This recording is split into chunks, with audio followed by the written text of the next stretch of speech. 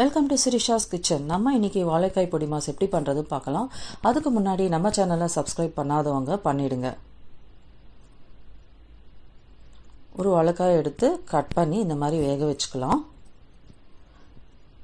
கொஞ்சமாக மஞ்சள் தூள் சேர்த்துக்கலாம்.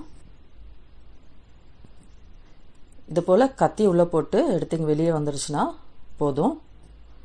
தோல் எடுத்துடலாம்.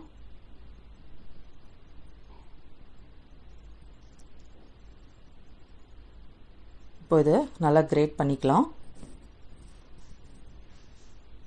ஒரு கடாயில் 2 டீஸ்பூன் தேங்காய் எண்ணெய்,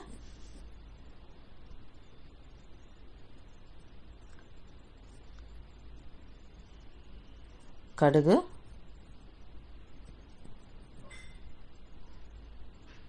உளுத்தம்பருப்பு, கடலைப்பருப்பு, பெருங்காயத்தூள் கொஞ்சமாக, கருவேப்பிலை, 2 பச்சை மிளகாய் நறுக்கியது, இஞ்சி கொஞ்சமாக துருவி போட்டுடலாம்.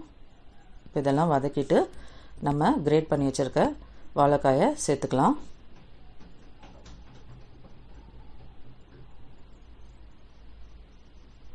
கடைசியாக கொஞ்சமாக தேங்காய் துருவினது, அப்புறம் தேவையான அளவு உப்பு போட்டுக்கலாம். போட்டுட்டு எல்லாத்தையும் வதக்கிட்டோன்னா நம்மளுக்கு வாழைக்காய் பொடி மாஸ் ரெடி ஆகிடும்.